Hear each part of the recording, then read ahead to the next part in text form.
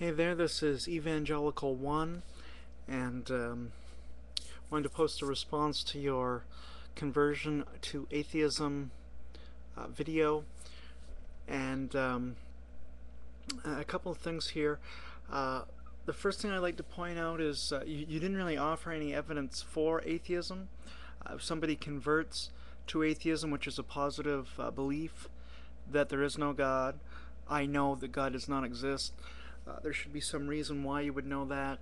You did offer reasons to reject written revelation from God, but you didn't give any reason to suppose that there is no God at all in your video. So I think the A word is a bit too strong here in this case. But at any rate, um, you mentioned in the video that there's no objective reason for any particular religion, and that's false. There is plenty of objective evidence for Christianity, and if Christianity can be shown to be true, if it contradicts the other faiths, which you do rightly point out in the video, the other religions, then the other religions must be false. So how do we know Christianity is true, objectively? Well, there are plenty of arguments for the existence of God. One argument that, one version of one of the arguments, which is the cosmological argument, has been made famous by William Lane Craig, and it goes as follows. Premise 1. That which begins to exist has a cause for its existence. Premise 2. The universe began to exist. Number 3. The conclusion. Therefore, the universe was caused to exist, and this all men call God. So God exists.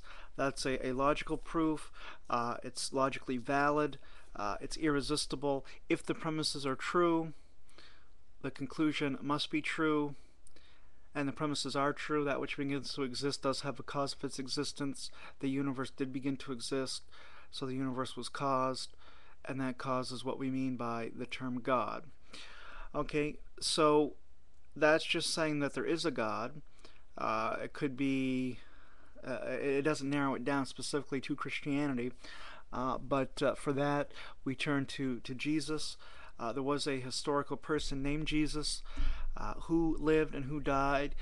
Secular historians, people who aren't Christians, will admit this, that there was a man who was named Jesus. He died on a cross. He was buried. His tomb was found empty. There's debate on exactly why the tomb was empty for those historians who don't believe in the supernatural or the resurrection. But it was empty, and the most plausible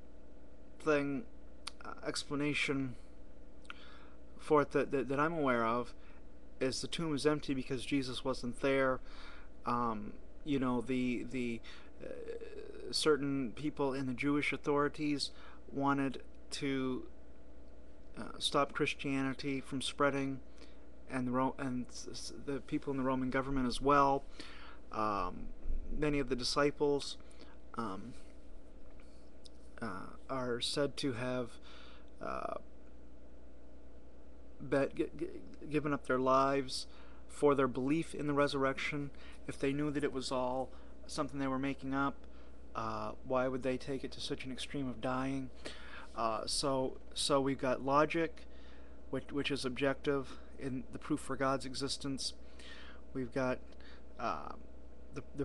the authentication of Jesus as a spokesman for God and Christianity as a whole through the objective evidence of history. So this is just a real brief account of why we can accept Christianity as being a true religion. If there is a God prior to coming to these objective data, this objective evidence, it would make sense if he wanted to communicate. If he went to the trouble of creating us in the first place, it would make sense for him to try to speak with us, and that, according to the Bible, is done through Jesus Christ. And as I just said, the message of Jesus Christ is authenticated in his resurrection, for which we do have objective historical evidence for. Um, here's the situation. First, you are now, you say, an atheist, but you didn't offer any reasons for that, any objective evidence. Number two, I'm offering objective evidence for Christianity, which obviously contradicts atheism. So why? So you don't have any evidence that you presented here for why you're an atheist. I presented evidence for why I'm a Christian, and who has the more reasonable position here. Uh, so if you would like to offer some more evidence specifically for atheism, you can certainly do that on your channel here. But at the moment, the discussion seems to favor the theism side of things, and now the ball's in your court. Thank you, and have a good day.